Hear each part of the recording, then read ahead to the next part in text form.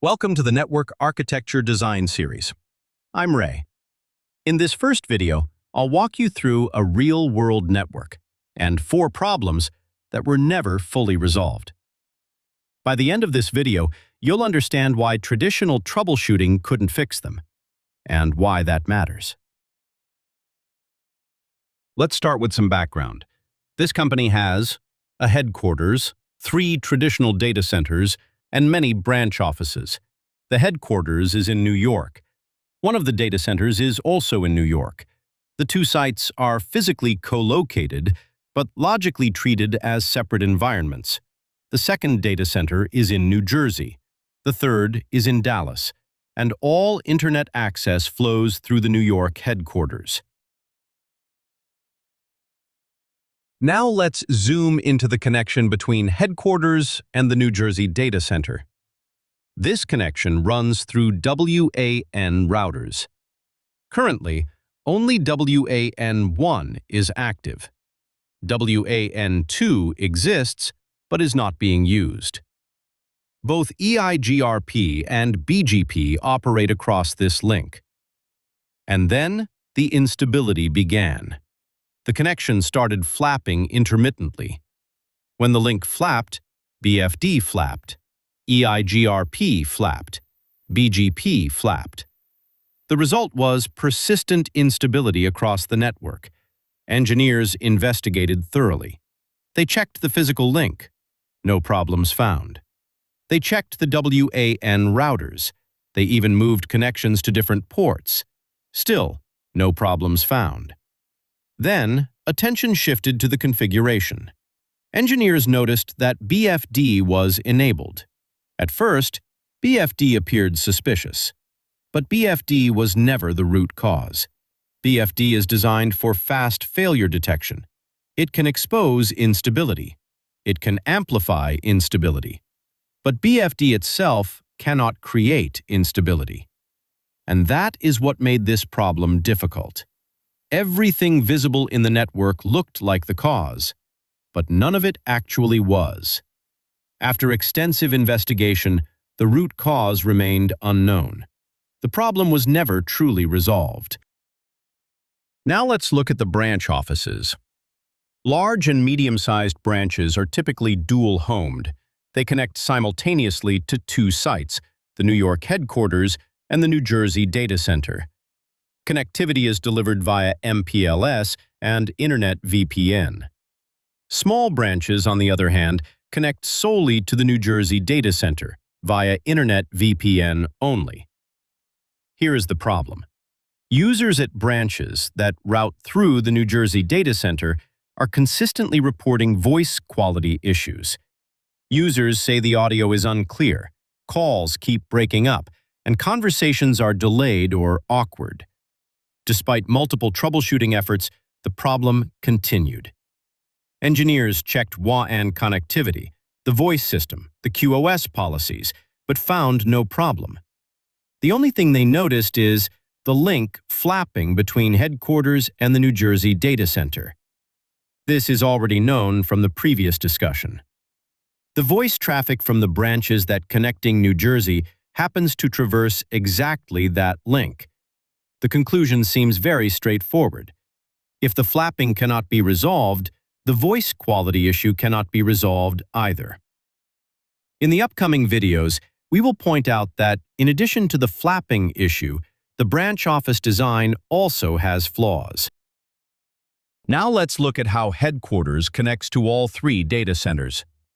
Unlike New Jersey, the New York and Dallas data centers do not use dedicated WAN routers. Headquarters connects directly to their distribution switches.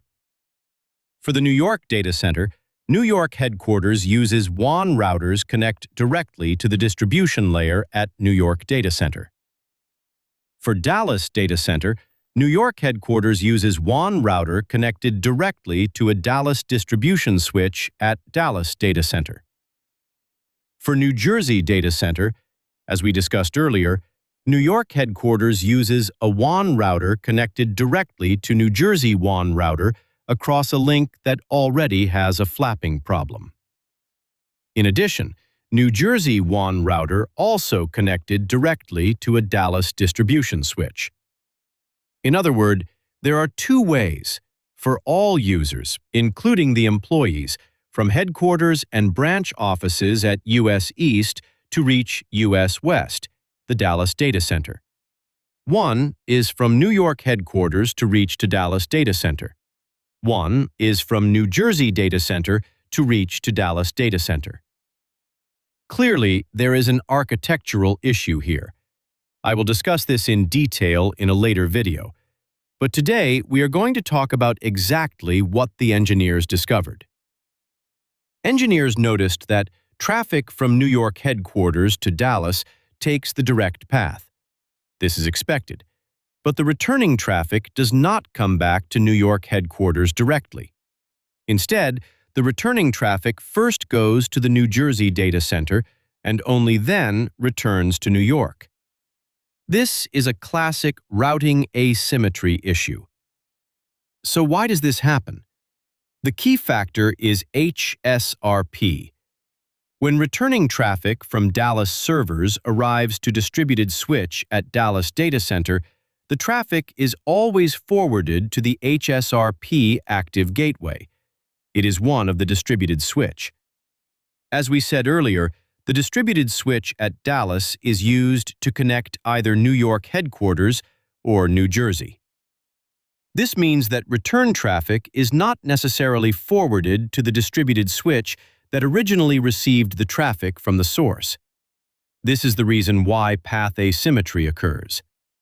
For example, if distributed switch 1 is the active HSRP gateway, all return traffic flows there first. And because distributed switch 1 has a direct connection to the New Jersey data center, traffic naturally exits toward New Jersey, then from New Jersey returning to New York headquarters. The result is a suboptimal asymmetric path. And this is important. It should be pointed out that there is nothing wrong with HSRP itself.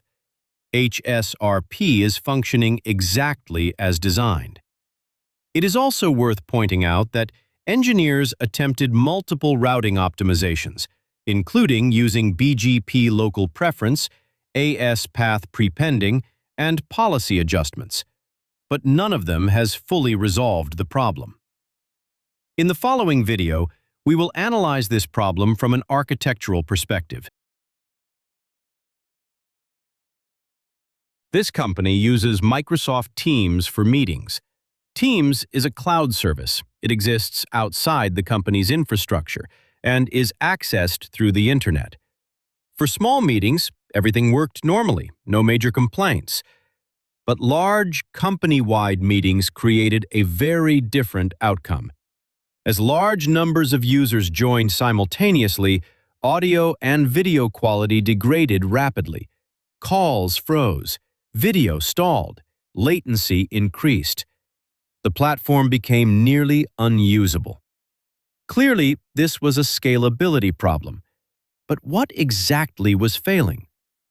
After extensive testing, engineers discovered that large volumes of Teams traffic were converging on the internet firewall. As utilization increased, delay increased, packet loss appeared, performance degraded rapidly. At first, the firewall looked guilty. Everything pointed toward the firewall. So engineers bypassed the firewall entirely, and the problem still existed. That changed everything. Because now, the visible bottleneck was no longer the real bottleneck. In the videos that follow, we will see that this is a highly typical case. This example clearly shows that the traditional network design, what was originally considered the best practice design, is now not only unsuitable for modern cloud service environments, but also a primary source of the problem. As we've seen in this video, this network has accumulated serious, long-standing problems, and none of them have been fully resolved. The key insight is this: these are not physical link problems, not device problems, not configuration problems. In the upcoming videos, you will discover that they are actually architectural problems. And this is precisely why traditional troubleshooting cannot resolve them. Not because engineers lack skill or knowledge, but because traditional troubleshooting was designed to look at three things: links, devices, and configurations. When the root cause lives outside that scope, the problem simply will not be resolved. In the next video, I will take a deep dive into the first problem we discussed today, the network flapping issue, what it is, why it happens, and what it actually takes to resolve it. If you found this video useful, please hit the like button. It helps more engineers find this content. Subscribe and turn on notifications so you don't miss the next one. And if you have questions or thoughts about this case study, leave them in the comments below. I read every one. Thank you for watching. I'm Ray. I'll see you in the next video.